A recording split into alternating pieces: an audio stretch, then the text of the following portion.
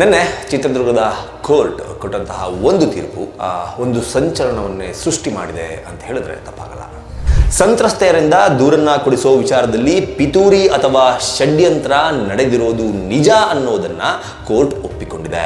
Complaint ಕೊಟ್ಟ ಬಾಲಕಿಯರನ್ನ ಬೆಂಗಳೂರಿಗೆ ಕರೆಸಿ ಬಸವರಾಜನ್ ದಂಪತಿ ದುಡ್ಡನ್ನ ಕೊಟ್ಟಿದ್ರು. ನಮ್ಮ ಜನರ ಮೈಂಡ್ ಸೆಟ್ ಹೆಂಗಾಗ್ಬಿಟ್ಟಿದೆ ಅಂದ್ರೆ, ಒಬ್ಬ ಒಂದು ಸಲ ಜೈಲಿಗೆ ಹೋದ ಅಂತಂದ್ರೆ ಅವನು ಸರಿ ಇಲ್ಲ, ಅವನು ಕೆಟ್ಟವನು. ಜೈಲು ಅಂತಂದ್ರೆ ಅದು ಕ್ರಿಮಿಗಳು, ಕೀಟಗಳು, ಕೆಟ್ಟ ಜನರು ಇರುವಂತಹ ಜಾಗ. ಅಂತಹ ಜಾಗಕ್ಕೆ ಇವರು ಹೋಗಿದ್ದಾರೆ ಅಂತಂದ್ರೆ ಇವರು ಅಂತವ್ರೆ ಏನೂ ಅರಿಯದಂತಹ ಆ ಅಪ್ರಾಪ್ತ ಬಾಲಕಿಯರನ್ನ ಇಟ್ಕೊಂಡು ಈ ರೀತಿಯ ಒಂದು ಷಡ್ಯಂತ್ರ ಪಿತೂರಿಯನ್ನ ಮಾಡಲಾಯ್ತಾ? ಒಂದು ಚರ್ಚ್ನಲ್ಲಿ ಈ ರೀತಿಯ ಘಟನೆಗಳು ನಡೆದಿದೆ ಅನ್ನೋದು ಬೆಳಕಿಗೆ ಬರೋದಿಲ್ಲ, ಅಥವಾ ಆರೋಪಗಳು ಬರೋದಿಲ್ಲ. ಮಸೀದಿಯಲ್ಲಿ ನಡೆದಿದೆ ಅನ್ನೋದು ಬೆಳಕಿಗೆ ಬರೋದಿಲ್ಲ, ಆರೋಪಗಳು ಹೊರಗಡೆ ಕೇಳಿ ಬರೋದಿಲ್ಲ. ಕೇವಲ ಹಿಂದೂ ಧಾರ್ಮಿಕ ಸಂಸ್ಥೆಗಳೇ ಟಾರ್ಗೆಟ್ ಆಗ್ತಾ ಇರೋದು ಯಾಕೆ? ಈ ಹಿಂದೆ ಕರ್ನಾಟಕದಲ್ಲಿ ಇಂತಹ ಘಟನೆಗಳು ಸಾಕಷ್ಟು ನಡೆದಿದೆ. ಹಿಂದೂಗಳ ಧಾರ್ಮಿಕ ಕೇಂದ್ರಗಳ ಮೇಲೆ ಯಾವೆಲ್ಲ ರೀತಿಯ ಷಡ್ಯಂತ್ರಗಳು ಆಗ್ತಾ ಇದೆ ಅನ್ನೋದನ್ನ ಹಾಯ್, ಎಲ್ರಿಗೂ ನಮಸ್ಕಾರ. ನೀವು ನೋಡ್ತಾ ಇದ್ದೀರಾ ಸ್ಪೀಡ್ ಪ್ಲಸ್ ಕರ್ನಾಟಕ. ನಾನು ನಿಮ್ಮ ಮಂಜುಗೌಡ.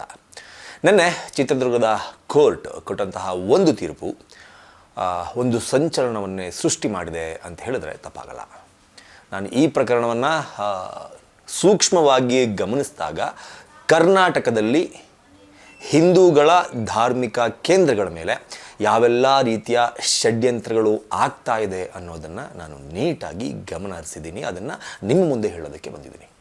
ಈ ವಿಡಿಯೋ ಮುಗಿಯೋ ಅಷ್ಟರಲ್ಲಿ ನಿಮಗೆ ನಾನು ಹೇಳಿದ್ದು ಏನನ್ಸುತ್ತೆ ಅನ್ನೋದನ್ನು ನೀವು ಕಮೆಂಟ್ ಬಾಕ್ಸ್ ಮೂಲಕ ತಿಳಿಸ್ತೀರಾ ಅಂತ ನನಗೆ ಗೊತ್ತು.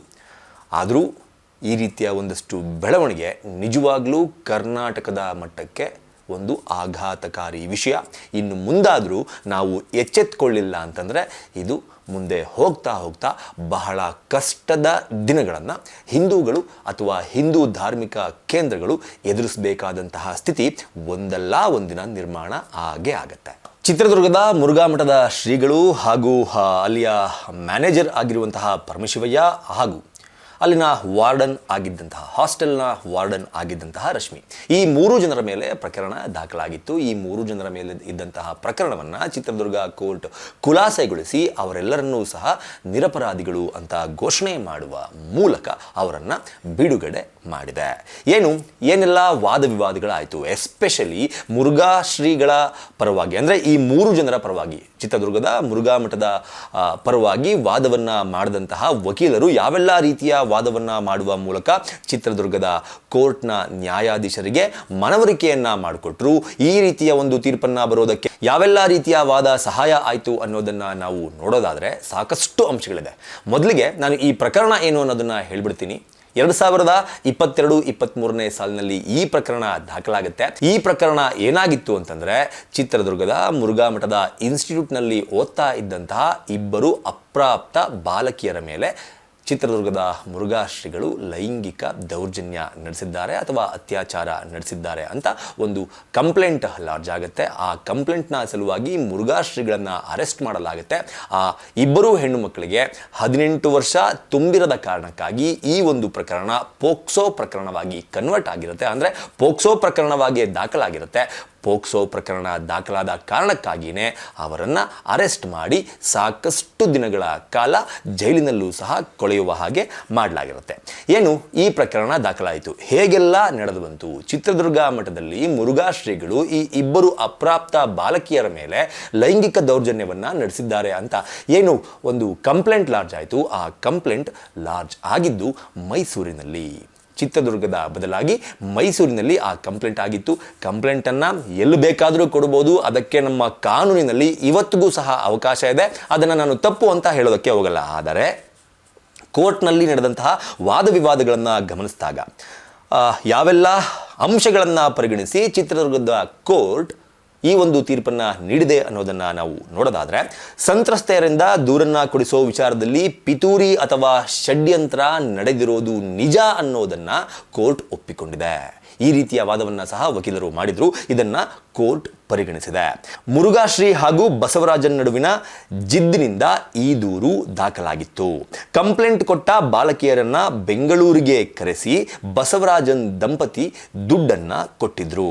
ಬಾಲಕಿಯರು ಪೊಲೀಸರ ಮುಂದೆ ಈ ಪ್ರಕರಣದ ಸಲುವಾಗಿ ಕೊಟ್ಟಂತಹ ಹೇಳಿಕೆಗೂ ಹಾಗೂ ನ್ಯಾಯಾಲಯದಲ್ಲಿ ನ್ಯಾಯಾಧೀಶರ ಮುಂದೆ ಕೊಟ್ಟಂತಹ ಹೇಳಿಕೆಗೂ ಸಂಪೂರ್ಣವಾದಂತಹ ಡಿಫರೆನ್ಸ್ ಇತ್ತು ಅನ್ನೋದನ್ನ ಸಹ ಕೋರ್ಟ್ ಒಪ್ಪಿಕೊಂಡಿದೆ. ಇದರ ಜೊತೆಗೆ ಅತ್ಯಾಚಾರ ನಡೆದಿರೋದಕ್ಕೆ ಯಾವುದೇ ರೀತಿಯ ಮೆಡಿಕಲ್ ಸಾಕ್ಷ್ಯಗಳು ಸಹ ಲಭ್ಯವಾಗಿಲ್ಲ. ಅತ್ಯಾಚಾರ ನಡೆದಿದೆ ಅಂತಂದ್ರೆ ಪೊಲೀಸ್ ಇನ್ವೆಸ್ಟಿಗೇಷನ್ ಯಾವ ರೀತಿ ಇರುತ್ತೆ, FSL ರಿಪೋರ್ಟ್ಸ್ಗಳನ್ನ ಯಾವ ರೀತಿ ಕಲೆಕ್ಟ್ ಮಾಡ್ತಾರೆ, ಮೆಡಿಕಲ್ ಎವಿಡೆನ್ಸಸ್ ರೇಪ್ ಕೇಸ್ನಲ್ಲಿ ಎಷ್ಟು ಮುಖ್ಯ ಆಗುತ್ತೆ ಅನ್ನೋದು ಎಲ್ರಿಗೂ ಕೂಡ ಗೊತ್ತಿರುವಂತಹ ವಿಚಾರ. ಈ ಒಂದು ಕೇಸ್ನಲ್ಲಿ ಮುರುಘಾಶ್ರೀಗಳು ಈ ಅಪ್ರಾಪ್ತ ಬಾಲಕಿಯರ ಮೇಲೆ ಅತ್ಯಾಚಾರವನ್ನ ಮಾಡಿರೋದಕ್ಕೆ, ಲೈಂಗಿಕ ದೌರ್ಜನ್ಯವನ್ನ ನಡೆಸಿರೋದಕ್ಕೆ ಯಾವುದೇ ರೀತಿಯ ಮೆಡಿಕಲ್ ಸಾಕ್ಷ್ಯಗಳು ಸಹ ಲಭ್ಯವಾಗಿಲ್ಲ ಅನ್ನೋದನ್ನ ಸಹ ಕೋರ್ಟ್ ಒಪ್ಪಿಕೊಳ್ಳುತ್ತೆ. ದೂರನ್ನ ಕೊಡೋದಕ್ಕಿಂತ ಮುಂಚೆ ಅಂದ್ರೆ ಈ ಅಪ್ರಾಪ್ತ ಬಾಲಕಿಯರು ಮೈಸೂರಿನ ಒಡನಾಡಿ ಸಂಸ್ಥೆಯ ಮೂಲಕ ಮೈಸೂರಿನಲ್ಲಿ ಒಂದು ಕಂಪ್ಲೇಂಟ್ ಅನ್ನ ಏನ್ ಕೊಡ್ತಾರೆ, ಈ ಕಂಪ್ಲೇಂಟ್ ಅನ್ನ ಕೊಡೋದಕ್ಕಿಂತ 30 ದಿನಗಳ ಮುಂಚಿತವಾಗಿ ಅವರು ಬೆಂಗಳೂರಿಗೆ ಬಂದಿದ್ರು. ಬೆಂಗಳೂರಿನ ಬಸವರಾಜನ್ ಎನ್ನುವವರ ನಿವಾಸದಲ್ಲೇ ಅವರು ಇದ್ರು ಅನ್ನೋದು ಸಹ ಮಂಡಿಸಿದ ವಾದವಾಗಿತ್ತು. ಇದನ್ನು ಸಹ ಕೋರ್ಟ್ ಒಪ್ಪಿಕೊಂಡಿದೆ. ಇದರ ಜೊತೆಗೆ ಹಣವನ್ನ ಖರ್ಚು ಮಾಡಿ ಮುರುಘಾ ಮಠದ ಹೆಸರನ್ನ ಹಾಳು ಮಾಡೋದಕ್ಕೆ ಹಾಗೂ ಶ್ರೀಗಳ ಹೆಸರನ್ನ ಹಾಳು ಮಾಡೋದಕ್ಕೆ ವ್ಯವಸ್ಥಿತವಾದ ಷಡ್ಯಂತ್ರವನ್ನ ಈ 30 ದಿನಗಳ ಒಳಗೆ ರೆಡಿ ಮಾಡಿ ಆ ಅಪ್ರಾಪ್ತ ಬಾಲಕಿಯರ ಕೈನಲ್ಲಿ ಮೈಸೂರಿನಲ್ಲಿ ಕಂಪ್ಲೇಂಟ್ ಅನ್ನ ಕೊಡಿಸಲಾಗಿತ್ತು ಅನ್ನೋದನ್ನ ಸಹ ಹೇಳಲಾಗಿದೆ. ಇದರ ಜೊತೆಗೆ ಸಂತ್ರಸ್ತೆಯರ ವಿವರಣೆ ಹಾಗೂ ಕೃತ್ಯ ನಡೆದ ಸ್ಥಳದ ಬಗೆಗಿನ ಹೇಳಿಕೆಗೂ ಸಹ ಸಾಕಷ್ಟು ವ್ಯತ್ಯಾಸಗಳಿದೆ. ಅಂದ್ರೆ ಈ ಒಂದು ಕೃತ್ಯ ಎಲ್ಲಿ ನಡೀತು, ಹೇಗೆ ನಡೀತು ಅಂದ್ರೆ ಕೋರ್ಟ್ನಲ್ಲಿ ಇದೆಲ್ಲ ವಿಚಾರಣೆ ಆಗೇ ಆಗುತ್ತೆ. ಆರೋಪಿಗಳ ಪರವಾದಂತಹ ವಕೀಲರು ಹಾಗೂ ವಿರುದ್ಧವಾದಂತಹ ವಕೀಲರು ಇಬ್ಬರೂ ಸಹ ಆರ್ಗ್ಯುಮೆಂಟ್ ಅನ್ನ ಮಾಡ್ತಾರೆ. ಈ ಸಂದರ್ಭದಲ್ಲಿ ಕೋರ್ಟ್ನಲ್ಲಿ ಆರ್ಗ್ಯುಮೆಂಟ್ ನಡೆಸುವಾಗ ಕೃತ್ಯ ನಡೆದ ಸ್ಥಳ ಹಾಗೂ ಆ ಕೃತ್ಯ ಹೇಗೆ ನಡೀತು ಅಂತ ಕೇಳುವಂತಹ ಸಂದರ್ಭದಲ್ಲಿ ಒಂದಷ್ಟು ಹೇಳಿಕೆಗಳನ್ನ ಈ ಅಪ್ರಾಪ್ತ ಬಾಲಕಿಯರು ಕೊಟ್ಟಿರ್ತಾರೆ. ಆ ಅಪ್ರಾಪ್ತ ಬಾಲಕಿಯರು ಕೊಟ್ಟಂತಹ ಹೇಳಿಕೆಯನ್ನ ಆ ಚಿತ್ರದುರ್ಗ ಮುರುಘಾ ಮಠದ ಅಂದ್ರೆ ಇದೇ ಸ್ಥಳದಲ್ಲಿ ನಡೀತು. ಫಾರ್ ಎಕ್ಸಾಂಪಲ್ ಇದೊಂದು ರೂಮ್ ಅನ್ಕೊಳ್ಳಿ, ಈ ರೂಮ್ನಲ್ಲಿ ಅತ್ಯಾಚಾರ ನಡೆದಿತ್ತು ಅಂತ ಹೇಳೋದಾದ್ರೆ ಇಲ್ಲಿ ಏನಿದೆ, ಒಂದು ಲೈಟ್ ಇದೆ, ಚೇರ್ ಇದೆ, ಅಥವಾ ಒಂದು ಮಂಚ ಇದೆ, ಅಥವಾ ಒಂದು ಫ್ರಿಡ್ಜ್ ಇದೆ, ಈ ರೀತಿ ಸಾಕಷ್ಟು, ಅಥವಾ ರೂಮ್ಗೆ ಯಾವ ಬಣ್ಣದ ಪೇಂಟನ್ನು ಹೊಡೆಯಲಾಗಿದೆ, ಅಥವಾ ಮಂಚದ ಮೇಲಿರುವಂತಹ ಒಂದು ಬೆಡ್ನ ಕಲರ್ ಏನಾಗಿತ್ತು, ಬೆಡ್ಶೀಟ್ನ ಕಲರ್ ಏನಾಗಿತ್ತು, ದಿಂಬಿನ ಕಲರ್ ಏನಾಗಿತ್ತು, ಆ ರೂಮ್ನಲ್ಲಿ AC ಇತ್ತಾ, ಈ ರೀತಿ ಆ ರೂಮ್ನಲ್ಲಿ ಅಂದರೆ ಪ್ರಸ್ತುತ ಆ ಸ್ಥಳದಲ್ಲಿ ಏನೆಲ್ಲ ಇತ್ತು ಅನ್ನೋದನ್ನು ಸಹ ಕ್ರಾಸ್ ವೆರಿಫಿಕೇಶನ್ ಮಾಡಲಾಗುತ್ತೆ.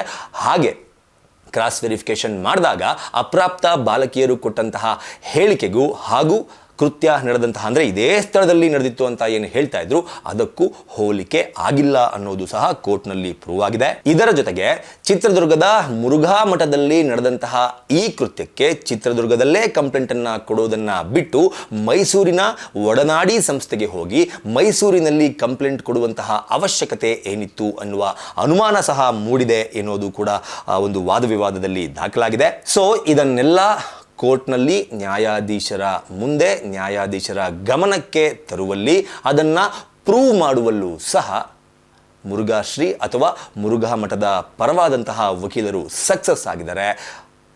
ಕೋರ್ಟ್ನಲ್ಲಿರುವಂತಹ ನ್ಯಾಯಾಧೀಶರ ಮನವನ್ನು ಅಥವಾ ಅವರ ಗಮನಕ್ಕೆ ಅಥವಾ ಅವರನ್ನು ಕನ್ವಿನ್ಸ್ ಮಾಡೋದಕ್ಕೆ ಯಶಸ್ವಿಯಾಗಿದ್ದಾರೆ.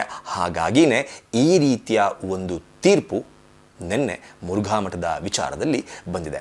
ನಾನು ಇಷ್ಟೊಂದು ಅಂಶಗಳನ್ನು ನಿಮಗೆ ಎಕ್ಸ್ಪ್ಲೇನ್ ಮಾಡಿ ಹೇಳಿದ್ದೀನಿ. ಈ ಎಕ್ಸ್ಪ್ಲೇನ್ ಮಾಡುವಂತಹ ಸಂದರ್ಭದಲ್ಲಿ ಮುರುಘಾ ಮಠದ ಮೇಲಿನ ಹಾಗೂ ಮುರುಘಾ ಶ್ರೀಗಳ ಮೇಲಿನ ದ್ವೇಷಕ್ಕಾಗಿ ಈ ಒಂದು ಕೃತ್ಯವನ್ನು ಅಥವಾ ಪಿತೂರಿಯನ್ನು ಅಥವಾ ಷಡ್ಯಂತ್ರವನ್ನು ಮಾಡಲಾಗಿತ್ತು ಅಂತ ಏನು ಜಡ್ಜ್ಗೆ ಕನ್ವಿನ್ಸ್ ಮಾಡಿದ್ದಾರೆ. ಹಾಗಿದ್ರೆ ಯಾಕೆ ಮುರುಘಾ ಮಠದ ಮೇಲೆ ಕೋಪ ಅಥವಾ ಮುರುಘಾ ಶ್ರೀಗಳ ಮೇಲೆ ಕೋಪ ಅನ್ನೋದನ್ನು ನಾವು ನೋಡೋದಾದರೆ ಇದೇ ಮೊದಲೇನಲ್ಲ. ಈ ಹಿಂದೆ ಕರ್ನಾಟಕದಲ್ಲಿ ಇಂತಹ ಘಟನೆಗಳು ಸಾಕಷ್ಟು ನಡೆದಿದೆ. ಈ ಹಿಂದೆ ರಾಮಚಂದ್ರಾಪುರ ಮಠದ ಶ್ರೀಗಳಾಗಿದ್ದಂಥವರ ಮೇಲೂ ಸಹ ಇಂತಹದ್ದೇ ಆರೋಪ ಬಂದಿತ್ತು, ಅತ್ಯಾಚಾರದ ಆರೋಪ ಬಂದಿತ್ತು. ಅದೂ ಕೂಡ ಸುಳ್ಳು ಅನ್ನೋದು ಪ್ರೂವ್ ಆಯಿತು. ಅದಾದ ನಂತರ ಧರ್ಮಸ್ಥಳದ ವಿಚಾರದಲ್ಲಿ ಇವತ್ತಿಗೂ ಸಹ ಏನೆಲ್ಲ ನಡೀತಿದೆ ಅನ್ನೋದನ್ನು ನೀವು ಗಮನಿಸ್ತಾ ಇದ್ದೀರಾ. ಅದೇ ಸಾಲಿಗೆ ಸೇರುತ್ತೆ ಈ ಮುರುಘಾ ಮಠ ಕೂಡ. ಇಲ್ಲಿ ಎಲ್ಲರೂ ಕೂಡ ಗಮನಿಸಬೇಕಾದಂತಹ ಪ್ರಮುಖ ಅಂಶ ಏನಪ್ಪ ಅಂತಂದರೆ, ಮುರುಘಾ ಮಠದ ಅಂಡರ್ನಲ್ಲಿ ಅದೊಂದು ಇನ್ಸ್ಟಿಟ್ಯೂಷನನ್ನು ಸಹ ರನ್ ಮಾಡ್ತಾ ಇದೆ. ಈ ಇನ್ಸ್ಟಿಟ್ಯೂಷನ್ನಲ್ಲಿ ಮೆಡಿಕಲ್ ಕಾಲೇಜ್ ಇದೆ, dental college, engineering college, nursing college, schools, pharmacy college, degree college, high school, primary and nursery school, school of dance, drama and music etcetera ಈ ರೀತಿಯ ಎಲ್ಲ ಒಂದು ಸಂಸ್ಥೆಗಳನ್ನು ಈ ಮುರುಘಾ ಮಠ ಹೊಂದಿದೆ. ಇಷ್ಟೆಲ್ಲ ಸಂಸ್ಥೆಗಳನ್ನು ಹೊಂದುವ ಮೂಲಕ ಒಂದಷ್ಟು ಅಂದರೆ ಮನಿ ಮ್ಯಾಟರ್ಸ್, ಎಲ್ಲ ವಿಚಾರದಲ್ಲೂ ಆಗ್ತಾ ಇರೋದು ಕೂಡ ಅದೇ, ಮನಿ ಮ್ಯಾಟರ್ಸ್. ಹೀಗಾಗಿ ಮೋಸ್ಟ್ಲಿ ಮುರುಘಾ ಮಠದ ಮೇಲೂ ಕೂಡ ಕಣ್ಣು ಬಿದ್ದಿರಬೇಕು. ಹಾಗಾಗಿ ಈ ಒಂದು ಪ್ರಕರಣವನ್ನು ಈ ಹಂತಕ್ಕೆ ತೆಗೆದುಕೊಂಡು ಬಂದು ಮುರುಘಾ ಮಠಕ್ಕೆ ಹಾಗೂ ಮುರುಘಾ ಮಠದ ಶ್ರೀಗಳಿಗೆ ಮಸಿ ಬಳಿಯುವಂತಹ ಪ್ರಯತ್ನವನ್ನು ಸಹ ಮಾಡಿರಬಹುದು ಅನ್ನೋದನ್ನು ನಾವಿಲ್ಲಿ ಅಂದಾಜು ಮಾಡಬಹುದು. ಯಾಕೆ ಅಂತಂದರೆ ಈ ರೀತಿಯ ಒಂದು ವಾದವನ್ನು ಕೇಳಿನೇ ಚಿತ್ರದುರ್ಗ ಕೋರ್ಟ್ನ ನ್ಯಾಯಾಧೀಶರು ಕನ್ವಿನ್ಸ್ ಆಗಿ ನಿನ್ನೆ ಆ ಎಲ್ಲರನ್ನೂ ಸಹ ಬಿಡುಗಡೆ ಮಾಡಿ ಆದೇಶವನ್ನು ಹೊರಡಿಸಿದ್ದಾರೆ. ಇದರ ಜೊತೆಗೆ ಇತ್ತೀಚಿನ ದಿನಗಳಲ್ಲಿ ಎಲ್ಲರೂ ಕೂಡ ಗಮನವನ್ನು ಹರಿಸಬೇಕು. ಈ ವಿಚಾರದ ಬಗ್ಗೆ ಎಲ್ಲರೂ ಕೂಡ ಗಮನ ಹರಿಸಿ. ನಮ್ಮ ಕಾನೂನಿನಲ್ಲಿ ಒಂದಷ್ಟು ಒಳ್ಳೆಯ ಕಾನೂನುಗಳಿದೆ. ನಮ್ಮ ಸಂವಿಧಾನದಲ್ಲಿ ಒಳ್ಳೆಯ ಕಾನೂನುಗಳಿದೆ. ಇಂತಹ ಕಾನೂನುಗಳಲ್ಲಿ ಒಂದಷ್ಟು ಹೆಣ್ಣು ಮಕ್ಕಳಿಗೆ ಉಪಯೋಗ ಆಗಬೇಕು, ಹೆಣ್ಣು ಮಕ್ಕಳು ಶೋಷಿತರಾಗಬಾರದು, ಹೆಣ್ಣು ಮಕ್ಕಳ ಉದ್ಧಾರಕ್ಕೋಸ್ಕರ ಅಂತಾನೆ ಸಾಕಷ್ಟು ಕಾನೂನುಗಳು ನಮ್ಮ ಸಂವಿಧಾನದಲ್ಲಿದೆ. ಆದರೆ ಇಂತಹ ಒಂದು ಕಾನೂನುಗಳನ್ನು ಹೆಣ್ಣು ಮಕ್ಕಳನ್ನು ಮುಂದೆ ಇಟ್ಟುಕೊಳ್ಳುವ ಮೂಲಕ ದುರುಪಯೋಗ ಪಡಿಸಿಕೊಳ್ತಾ ಇರೋದು ಸಾಕಷ್ಟು ಪ್ರಕರಣದಲ್ಲಿ ಪ್ರೂವ್ ಆಗಿದೆ. ಮೋಸ್ಟ್ಲಿ ಈ ಪ್ರಕರಣದಲ್ಲೂ ಸಹ ಏನೂ ಅರಿಯದಂತಹ ಆ ಅಪ್ರಾಪ್ತ ಬಾಲಕಿಯರನ್ನು ಇಟ್ಕೊಂಡು ಈ ರೀತಿಯ ಒಂದು ಷಡ್ಯಂತ್ರ ಪಿತೂರಿಯನ್ನು ಮಾಡಲಾಯ್ತಾ ಎನ್ನುವ ಅನುಮಾನ ಈ ತೀರ್ಪು ಬಂದ ಮೇಲೆ ಎಲ್ರಿಗೂ ಕೂಡ ಬರೋದಕ್ಕೆ ಸ್ಟಾರ್ಟ್ ಆಗಿದೆ. ಈ ಒಂದು ಪ್ರಕರಣವನ್ನು ನಾನು ಸೂಕ್ಷ್ಮವಾಗಿ ಗಮನಿಸಿದಾಗ ಒಂದು ಕಡೆ ಮುರುಘಾ ಮಠ, ಮತ್ತೊಂದು ಕಡೆ ಧರ್ಮಸ್ಥಳ. ಯಾಕೆ ನಾನು ಈ ರೀತಿಯ ಕಂಪ್ಯಾರಿಸನನ್ನು ನಾನು ಮಾಡ್ತಾ ಇದ್ದೀನಿ ಅನ್ನೋದನ್ನು ನಿಮ್ಮ ಮುಂದೆ ಹೇಳ್ಬಿಡ್ತೀನಿ. ಒಡನಾಡಿ ಸಂಸ್ಥೆ ಅಂತ ಹೇಳಿದೆ. ಆ ಸಂಸ್ಥೆಯ ಮುಖ್ಯಸ್ಥರಾಗಿರುವಂತಹ ಒಡನಾಡಿ ಸ್ಟ್ಯಾನ್ಲಿ ಅಂತಾನೆ ಅವರು ಫೇಮಸ್ಸು. ಎಲ್ರಿಗೂ ಕೂಡ ಒಡನಾಡಿ ಸ್ಟ್ಯಾನ್ಲಿ ಅಂದರೆ ತಕ್ಷಣಕ್ಕೆ ಅರ್ಥ ಆಗೋದು ಕಷ್ಟ. ಸ್ವಲ್ಪ ದಿನಗಳ ಹಿಂದೆ ಮಂಡ್ಯ ಮೂಲದ ಕೆಂಪಮ್ಮ ಎನ್ನುವ ಒಬ್ಬ ಮಹಿಳೆ ಆರಂಭದಲ್ಲಿ ಸೆರಗನ್ನ ಮುಚ್ಚಿಕೊಂಡು ಸಾಕಷ್ಟು ಮಾಧ್ಯಮಗಳಿಗೆ ಸ್ಟೇಟ್ಮೆಂಟ್ ಕೊಟ್ಟಿದ್ರು. ಅದಾದ ನಂತರ ಅವರ ಸಹೋದರ ಬಂದು ಆಕೆಯ ಬಗ್ಗೆ ಎಲ್ಲವನ್ನೂ ಹೇಳಿದ ನಂತರ ತನ್ನ ಫೇಸನ್ನು ತೋರಿಸ್ಕೊಂಡು ಎಲ್ಲ ಮಾಧ್ಯಮಗಳಿಗೂ ಸಹ ಸ್ಟೇಟ್ಮೆಂಟ್ ಅನ್ನು ಕೊಟ್ಟಿದ್ರು. ಸೌಜನ್ಯ ಕಿಡ್ನಾಪ್ ಆಗಿದ್ದನ್ನ ನಾನು ಧರ್ಮಸ್ಥಳದ ಏನು ಪ್ರಕೃತಿ ಚಿಕಿತ್ಸಾಲಯ ಇದೆ ಅದರ ಮುಂದೆ ನಾನು ನೋಡಿದ್ದೆ, ಆವತ್ತು ನಾನು ಅದೇ ಸ್ಥಳದಲ್ಲಿ ಇದ್ದೆ ಅಂತ ಏನು ಹೇಳಿದ್ರಲ್ಲ ಮಂಡ್ಯ ಮೂಲದ ಕೆಂಪಮ್ಮ, ಅವರನ್ನೂ ಸಹ ಕರೆದುಕೊಂಡು ಬಂದದ್ದು ಮಾಧ್ಯಮಗಳ ಮುಂದೆ ಅಥವಾ ಮೇನ್ ಸ್ಟ್ರೀಮ್ ಮಾಧ್ಯಮಗಳ ಮುಂದೆ ಬಿಟ್ಟದ್ದು, ಸೌಜನ್ಯ ಕೇಸ್ಗೆ ಮತ್ತೊಂದು ಬೂಸ್ಟ್ ಕೊಡುವಂತಹ ಕೆಲಸವನ್ನು ಮಾಡಿದ್ದು ಸಹ ಇದೇ ಒಡನಾಡಿ ಸಂಸ್ಥೆ ಹಾಗೂ ಇದೇ ಒಡನಾಡಿ ಸಂಸ್ಥೆಯ ಸ್ಟ್ಯಾನ್ಲಿ ಅವರು. ಜೊತೆಗೆ ಚಿತ್ರದುರ್ಗದ ಮುರುಘಾ ಮಠದ ವಿಚಾರದಲ್ಲೂ ಸಹ ಈ ಒಂದು ಪ್ರಕರಣವನ್ನು ಮುನ್ನೆಲೆಗೆ ತೆಗೆದುಕೊಂಡು ಬಂದವರು, ಅವರಿಗೆ ಆಶ್ರಯವನ್ನು ಕೊಟ್ಟವರು ಇದೇ ಒಡನಾಡಿ ಸಂಸ್ಥೆಯ ಸ್ಟ್ಯಾನ್ಲಿ ಅವರು. ಆದರೆ ಯಾವುದೇ ಪ್ರಕರಣವನ್ನು ಸಹ ಇಲ್ಲಿಯವರೆಗೂ ಅಂದರೆ ನಾನು ಹೇಳಿದಂತಹ ಈ ಎರಡೂ ಪ್ರಕರಣದಲ್ಲಿ ತಾರ್ಕಿಕ ಅಂತ್ಯ ಯಾವುದು ಇನ್ನೂ ಸಿಕ್ಕಿಲ್ಲ. ಹಾಗಾಗಿ ಈ ಸಂಸ್ಥೆಯ ಮೂಲಕ ಬಂದಂತಹ ಒಂದಷ್ಟು ಆರೋಪಗಳು ಅಥವಾ ಸಾಕ್ಷಿಗಳು ಅಥವಾ ವ್ಯಕ್ತಿಗಳ ಮೇಲೆ ಅನುಮಾನ ಮೂಡೋದಂತೂ ಖಡಾಖಂಡಿತ. ಈ ರೀತಿಯ ಘಟನೆಗಳನ್ನು ಪ್ಲ್ಯಾನ್ ಮಾಡ್ತಾ ಇರೋದು ಅಥವಾ ಷಡ್ಯಂತ್ರಗಳನ್ನು ಮಾಡ್ತಾ ಇರೋದು ಏನಕ್ಕಿರ್ಬೋದು? ಈ ಎಲ್ಲ ಪ್ರಕರಣಗಳನ್ನು ಮಹಿಳೆಯರನ್ನೇ ಮುಖ್ಯವಾಗಿ ಬಳಸ್ಕೊಳ್ತಾ ಇದ್ದಾರೆ ಅಂತ ಜನರಿಗೆ ಅನಿಸೋಕೆ ಸ್ಟಾರ್ಟ್ ಆಗಿರೋದು ಏನಕ್ಕಿರ್ಬೋದು? ಹೌದು, ಹೆಣ್ಣಿನ ವಿಚಾರದಲ್ಲಿ ಯಾವುದೇ ಪುರುಷನ ತೇಜೋವಧೆಯನ್ನು ಮಾಡಿದರೆ ಇಡೀ ಸಮಾಜ ಅವನನ್ನು ಚಪ್ಪಲಿ ಬಿಡುವ ಜಾಗದಲ್ಲಿ ಬಿಡುತ್ತೆ. ಒಂದು ಸಲ ಯಾವುದೇ ಒಬ್ಬ ಆರೋಪಿ ಯಾವುದೇ ಒಂದು ಪ್ರಕರಣದಲ್ಲಿ ಅರೆಸ್ಟ್ ಆಗಿ ಜೈಲಿಗೆ ಹೋದರೆ ಸಾಕು, ಅಲ್ಲಿಗೆ ಅವನ ಕರಿಯರ್ ಫಿನಿಶ್. ಎಷ್ಟೋ ಜನಕ್ಕೆ ಇದರ ಬಗ್ಗೆ ಅರಿವಿಲ್ಲ. ಜೈಲಿಗೆ ಹೋದ ತಕ್ಷಣ ಅವನು ಆ ಕೆಲಸವನ್ನು ಮಾಡಿದ್ದಾನೆ, ಅವನೇ ಅಪರಾಧಿ ಅಂತ ಅಲ್ಲ. ಜೈಲಿಗೆ ಹೋಗ್ತಾರೆ, ಆರೋಪಿಗಳಾಗಿ ಜೈಲಿಗೆ ಹೋಗ್ತಾರೆ, ಕೋರ್ಟ್ನ ಮುಂದೆ ವಾದ ವಿವಾದ ನಡೆಯುತ್ತೆ, ವಾದ ವಿವಾದವನ್ನು ಆಲಿಸಿದ ನಂತರ ಅವರು ಬಿಡುಗಡೆ ಆಗ್ತಾರೆ. ಆದರೆ ನಮ್ಮ ಜನರ ಮೈಂಡ್ಸೆಟ್ ಹೆಂಗಾಗ್ಬಿಟ್ಟಿದೆ ಅಂದರೆ, ಒಬ್ಬ ಒಂದು ಸಲ ಜೈಲಿಗೆ ಹೋದ ಅಂತಂದರೆ ಅವನು ಸರಿ ಇಲ್ಲ, ಅವನು ಕೆಟ್ಟವನು. ಜೈಲು ಅಂತಂದರೆ ಅದು ಕ್ರಿಮಿಗಳು, ಕೀಟಗಳು, ಕೆಟ್ಟ ಜನರು ಇರುವಂತಹ ಜಾಗ. ಅಂತಹ ಜಾಗಕ್ಕೆ ಇವರು ಹೋಗಿದ್ದಾರೆ ಅಂತಂದರೆ ಇವರು ಅಂಥವರೇ ಇರಬೇಕು ಎನ್ನುವ ಒಂದು ಮೈಂಡ್ಸೆಟ್ಗೆ ಬರ್ತಾರೆ. ಇಂತಹ ಮೈಂಡ್ಸೆಟ್ಗೆ ಜನ ಬರಬೇಕು ಅನ್ನೋದೇ ಕೆಲವು ಕಿಡಿಗೇಡಿಗಳ ಉದ್ದೇಶ. ಆ ಉದ್ದೇಶವನ್ನು ಈಡೇರಿಸೋದಕ್ಕೆ ಈ ರೀತಿಯ ಎಲ್ಲ ಕೆಲಸಗಳನ್ನು ಸಹ ಮಾಡ್ತಾ ಇರಬಹುದೇನೋ ಅನ್ನೋದು ಮೇಲ್ನೋಟಕ್ಕೆ ನೀಟಾಗಿ ಕಾಣ್ತಾ ಇದೆ. ಒಂದ್ಸಲಿ ಜೈಲಿಗೆ ಹೋಗಿ ಬಂದಂತಹ ಮುರುಘಾ ಮಠದ ಶ್ರೀಗಳು ಈಗ ಜೈಲಿಗೆ ಹೋಗಿ ಬಂದರು. ಈಗ ಜನ ಅವರನ್ನು ನೋಡುವ ರೀತಿ ಕಂಪ್ಲೀಟ್ ಆಗಿ ಬದಲಾಗುತ್ತೆ. ಮುಂಚೆ ಅವರಿಗೆ ನಮಸ್ಕಾರ ಮಾಡ್ತಿದ್ರು, ದೇವರ ರೀತಿಯಲ್ಲಿ ನೋಡ್ತಾ ಇದ್ರು, ಹಿರಿಯರ ರೀತಿಯಲ್ಲಿ ನೋಡ್ತಾ ಇದ್ರು, ಒಂದು ಪೀಠಾಧಿಪತಿಯಾಗಿ ನೋಡ್ತಾ ಇದ್ರು, ಅವರ ಕಾಲಿಗೆ ನಮಸ್ಕರಿಸ್ತಾ ಇದ್ರು. ಈಗ ಅದು ಯಾವುದೂ ಆಗಲ್ಲ. ಇವ್ರಿಗೂ ಬೇಕಾಗಿರೋದು ಅದೇ. ರಾಮಚಂದ್ರಾಪುರ ಮಠದ ವಿಚಾರದಲ್ಲೂ ಕೂಡ ಆಗಿದ್ದು ಇದೆ. ಒಂದು ಸಲ ಜೈಲಿಗೆ ಹೋಗಿ ಬಂದ ನಂತರ ಅವರ ಭಕ್ತಗಣ, ಅವರನ್ನು ನಂಬಿದ್ದಂತಹ ಭಕ್ತಗಣ ಅವರನ್ನು ಅನುಮಾನದ ದೃಷ್ಟಿನಲ್ಲಿ ನೋಡೋದಕ್ಕೆ ಸ್ಟಾರ್ಟ್ ಮಾಡ್ತಾರೆ. ಅಲ್ಲಿಗೆ ಆ ಮಠ ಅಥವಾ ಆ ಸಂಸ್ಥಾನ ಅಥವಾ ಆ ಸಂಸ್ಥೆ ಕಂಪ್ಲೀಟ್ ಆಗಿ ನಿರ್ನಾಮ ಆಗಿ ಹೋಗುತ್ತೆ. ಕೆಲವರಿಗೆ ಮೋಸ್ಟ್ಲಿ ಅದೇ ಬೇಕು ಅಂತ ಅನ್ಸುತ್ತೆ. ಅದಕ್ಕೋಸ್ಕರ ಇದನ್ನೆಲ್ಲ ಮಾಡ್ತಾ ಇದ್ದಾರೇನೋ ಅನ್ನುವ ಅನುಮಾನ ನನಗೆ ನಿನ್ನೆಯಿಂದ ಕಾಡೋದಕ್ಕೆ ಸ್ಟಾರ್ಟ್ ಆಗಿದೆ. ಇದ್ರ ಜೊತೆಗೆ ಸಾಕಷ್ಟು ಎಲ್ಲವನ್ನೂ ಸಹ ಗಮನಿಸಿ, ಕರ್ನಾಟಕದ ವಿಚಾರದಲ್ಲಿ ಬೇರೆ ಯಾವುದೇ ಧರ್ಮದ ಧಾರ್ಮಿಕ ಕ್ಷೇತ್ರಗಳ ಮೇಲೂ ಸಹ ಈ ರೀತಿಯ ದಾಳಿ ನಡೆಯೋದಿಲ್ಲ. ಒಂದು ಚರ್ಚ್ನಲ್ಲಿ ಈ ರೀತಿಯ ಘಟನೆಗಳು ನಡೆದಿದೆ ಅನ್ನೋದು ಬೆಳಕಿಗೆ ಬರೋದಿಲ್ಲ, ಅಥವಾ ಆರೋಪಗಳು ಬರೋದಿಲ್ಲ. ಮಸೀದಿಯಲ್ಲಿ ನಡೆದಿದೆ ಅನ್ನೋದು ಬೆಳಕಿಗೆ ಬರೋದಿಲ್ಲ, ಆರೋಪಗಳು ಹೊರಗಡೆ ಕೇಳಿ ಬರೋದಿಲ್ಲ. ಕೇವಲ ಹಿಂದೂ ಧಾರ್ಮಿಕ ಸಂಸ್ಥೆಗಳೇ ಟಾರ್ಗೆಟ್ ಆಗ್ತಾ ಇರೋದು ಯಾಕೆ? ಕೇವಲ ಹಿಂದೂ ಧಾರ್ಮಿಕ ಸಂಸ್ಥೆಗಳೇ ಟಾರ್ಗೆಟ್ ಆಗ್ತಾ ಇದೆ. ಆದರೆ ಅದು ನಮ್ಮ ಜನರಿಗೆ ಅರ್ಥವಾಗಬೇಕಾಗಿದೆ. ಈ ರೀತಿಯ ಪ್ರಯತ್ನಗಳು ಇನ್ನು ಮುಂದೆ ತಪ್ಪು ಮಾಡಿದರೆ ತಪ್ಪೆ. ಇಷ್ಟು ದಿನ ಮುರುಘಾ ಮಠದ ಶ್ರೀಗಳ ವಿಚಾರದಲ್ಲಿ ಕೋರ್ಟ್ನಲ್ಲಿ ಇತ್ತು ಕೇಸ್. ಇನ್ನೂ ಒಂದು ಕೇಸ್ ಪೆಂಡಿಂಗ್ ಇದೆ. ಆ ಕೇಸ್ ಏನಾಗುತ್ತೆ, ತೀರ್ಪು ಏನು ಬರುತ್ತೆ, ಜಡ್ಜ್ಮೆಂಟ್ ಏನು ಬರುತ್ತೆ ಗೊತ್ತಿಲ್ಲ. ಆದರೆ ಈ ಒಂದು ಕೇಸ್ನಲ್ಲಿ ತೀರ್ಪು ಬಂದದ್ದು ಆಗಿದೆ. ತೀರ್ಪಿನ ಪ್ರಕಾರ ಅವರು ನಿರಪರಾಧಿಗಳು. ಸೊ ಈ ತೀರ್ಪು ಬಂದ ನಂತರ ಮುರುಘಾ ಶ್ರೀಗಳು ಏನು ಹೇಳ್ತಾರೆ? ಅದರ ಜೊತೆಗೆ ಕಂಪ್ಲೇಂಟನ್ನು ಕೊಟ್ಟಿದ್ದಂತಹ ಮೈಸೂರಿನ ಒಡನಾಡಿ ಸಂಸ್ಥೆಯ ಸ್ಟ್ಯಾನ್ಲಿ ಅವರೇನು ಹೇಳ್ತಾರೆ ನೋಡಿ. ಎಲ್ಲರಿಗೂ ಸಂವಿಧಾನ ದಿನದ ಶುಭಾಶಯಗಳು. ಈಗ ನಾನು ಏನನ್ನೂ ಹೇಳಲು ಬಯಸುವುದಿಲ್ಲ, ಆದಷ್ಟು ಮೌನವಾಗಿರಲು ಬಯಸ್ತೇನೆ. ಶೀಘ್ರವೇ ಸುದ್ದಿಗೋಷ್ಠಿ ನಡೆಸಿ ಎಲ್ಲವನ್ನು ವಿವರಿಸ್ತೇನೆ. ಇದು ಮುರುಘಾ ಶ್ರೀಗಳ ಹೇಳಿಕೆ. ಆದರೆ ಮೇಲ್ಮನವಿ ಹಾಕ್ತೇವೆ, ಮುರುಘಾ ಶ್ರೀ ನಿರಪರಾಧಿ ಎಂಬ ತೀರ್ಪು ನಿರಾಸೆ ಮೂಡಿಸಿದೆ. ಮಕ್ಕಳ ಅಭಿಪ್ರಾಯ ಪಡೆದು ಮುಂದಿನ ಹೋರಾಟ ಮುಂದುವರಿಸುತ್ತೇವೆ. ನಾನು ಸದಾ ಮಕ್ಕಳ ಪರ ಇರುತ್ತೇನೆ ಅಂತ ಒಡನಾಡಿ ಸಂಸ್ಥೆಯ ಸಂಸ್ಥಾಪಕ ಆಗಿರುವಂತಹ ಒಡನಾಡಿ ಸ್ಟ್ಯಾನ್ಲಿ ಅವರು ಸ್ಟೇಟ್ಮೆಂಟನ್ನು ಕೊಟ್ಟಿದ್ದಾರೆ. ಈ ಸ್ಟೇಟ್ಮೆಂಟನ್ನು ಸಹ ಗಮನಿಸಿ. ಒಂದು ಕಡೆ ಸೌಜನ್ಯ ಪ್ರಕರಣ ತಗೊಳ್ಳಿ, ಒಂದು ಕಡೆ ಮುರುಘಾ ಶ್ರೀಗಳ ಈ ಪ್ರಕರಣವನ್ನು ತಗೊಳ್ಳಿ. ಸೌಜನ್ಯ ಕೇಸ್ನಲ್ಲಿ ಸಂತೋಷ್ ರಾವ್ ನಿರಪರಾಧಿ ಅಂತ ಬಿಡುಗಡೆ ಆದ ತಕ್ಷಣ ಇವರೆಲ್ಲರೂ ಸಹ, ಒಡನಾಡಿ ಸ್ಟ್ಯಾನ್ಲಿ ಅವರು ಸಹ ಸೌಜನ್ಯ ಕೇಸ್ನಲ್ಲಿ ಹೋರಾಟಗಾರರಾಗಿ ಗುರುತಿಸಿಕೊಂಡಿದ್ದಾರೆ.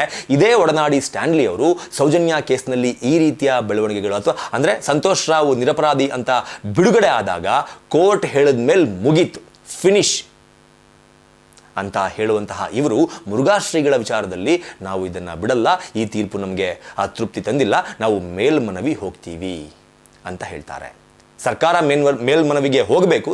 ಇದು ಸರ್ಕಾರದ ಕೇಸು. ಸರ್ಕಾರ ಇದನ್ನು ಹೈಕೋರ್ಟ್ಗೋ ಅಥವಾ ಸುಪ್ರೀಂ ಕೋರ್ಟ್ಗೋ ಯಾವುದೋ ಒಂದು ಕೋರ್ಟ್ಗೆ ತೆಗೆದುಕೊಂಡು ಹೋಗಬೇಕು. ಅವರು ತೆಗೆದುಕೊಂಡು ಹೋಗಿಲ್ಲ ಅಂದರೆ ನಾವಂತೂ ತೆಗೆದುಕೊಂಡು ಹೋಗ್ತೀವಿ ಅಂತ ಹೇಳ್ಬಿಟ್ಟು ಒಡನಾಡಿ ಸಂಸ್ಥೆಯ ಸ್ಟ್ಯಾನ್ಲಿ ಅವರು ಹೇಳ್ತಾರೆ. ಆದರೆ ಇದೇ ಮಾತನ್ನು ಸೌಜನ್ಯ ಪ್ರಕರಣದಲ್ಲಿ ಇವರು ಹೇಳಲ್ಲ.